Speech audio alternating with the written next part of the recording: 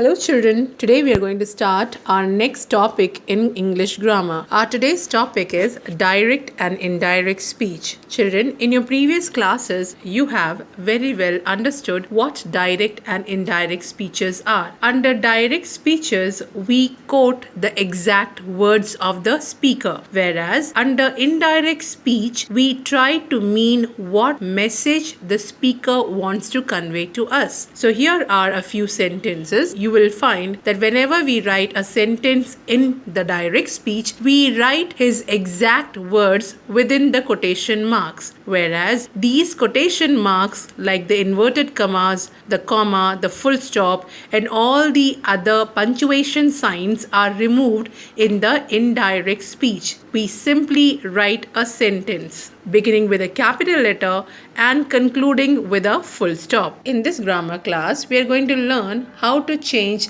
the direct assertive sentence into the indirect assertive sentence. Children, before we move further, we need to know that tenses play an important role in changing a sentence from direct to indirect speech. Let's see the first example. She said, I am busy. So here in the present tense, I have taken the first part, the simple present tense. Now, simple present tense changes to simple past. Children, I had already told you that whenever we write a sentence in simple present, we immediately use either the auxiliary verb or the main verb after the speaker. For example, in this sentence, she said, I am busy. Here the speaker is I. So immediately after I have used the word, auxiliary word, am. Now am is in present tense. It changes to was in the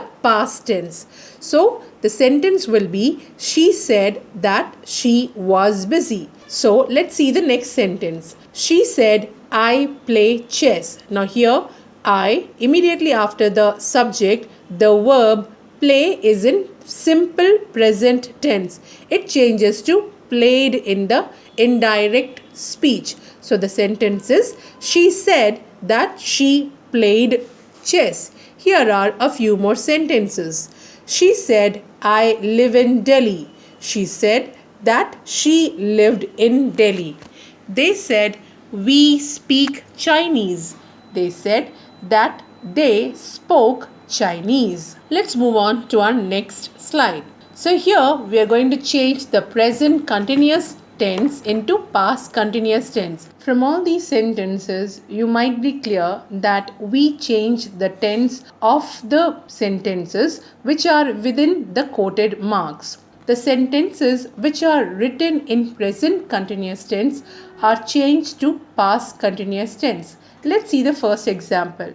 She said, I am going to the market. Now, whenever we write a present continuous tense, we use an auxiliary and then the ing form of the main verb. This becomes, she said that she was going to the market in the indirect speech. Similarly, he said, I am driving. It changes to, he said that he was driving. Children, be very careful when you're using the auxiliary. Remember, you will use was to denote a person which is one in number.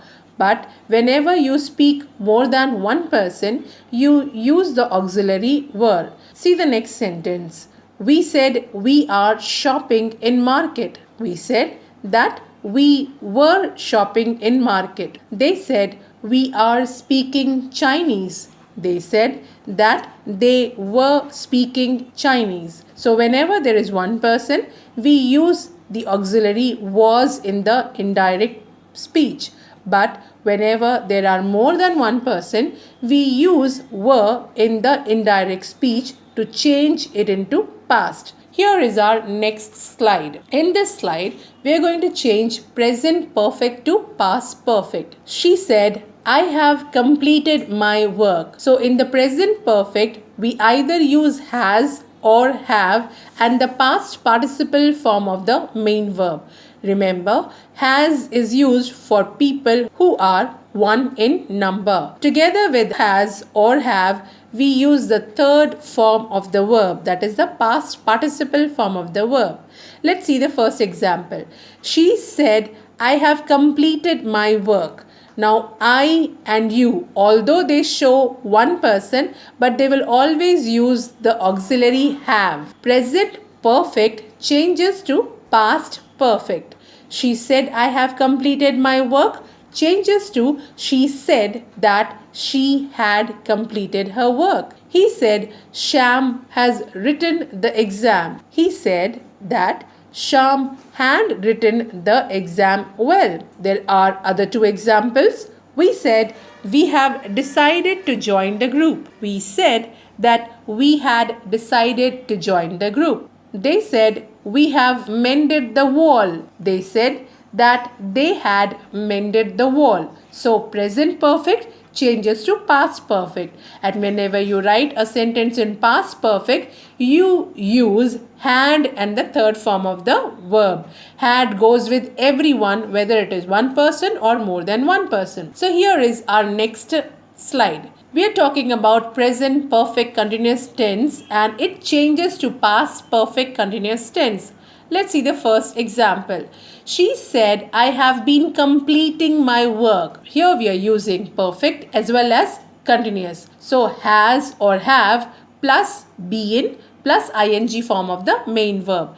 And it changes to past perfect continuous tense. So we are going to write had plus been plus ing form of the main verb. So let's see the first example. She said, I have been completing my work.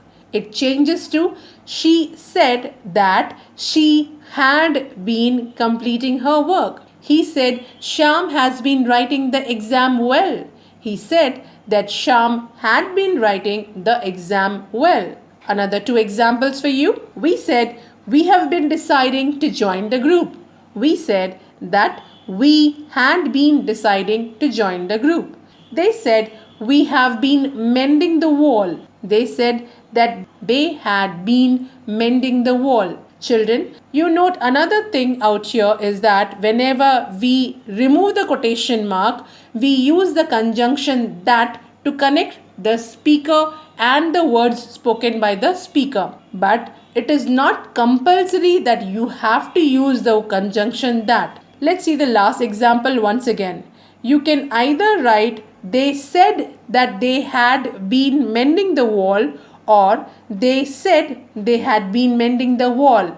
Both the sentences are right. Let's move on to our next group of sentence. Now here, what if the quoted words are in simple past? So if a sentence has simple past tense used in the speaker's word, it will change to past perfect.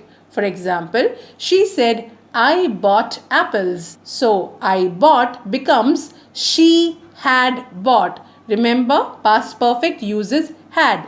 So, she said, I bought apples changes to she said that she had bought apples. Similarly, second sentence, Shankar said, I sold my car. Shankar said that he had sold his car. Ravi said, masons built the wall. Ravi said that masons had built the wall. Let's move on to our next slide. What if the speaker speaks the sentence in past perfect? In case the speaker has used past perfect in quoted words, then it will remain in past perfect.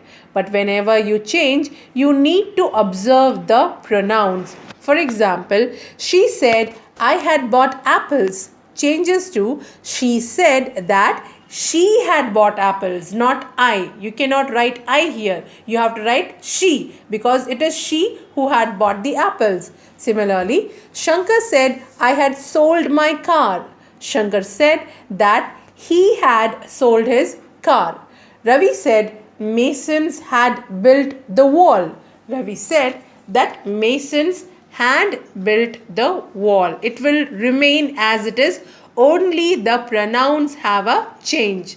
Let's move on to our next sentence. What if the speaker speaks the sentence in past continuous? For example, she said, I was buying apples. So the auxiliary was is used to show a person who is 1 in number, and the ing form of the main verb has come.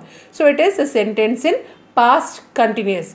Past continuous changes to past perfect continuous when we write the sentence in indirect speech. For example, she said, I was buying apples, changes to she said that she had been buying apples. Similarly, Shankar said, I was selling my car, changes to Shankar said that he had been selling his car. Let's have a look into the third sentence.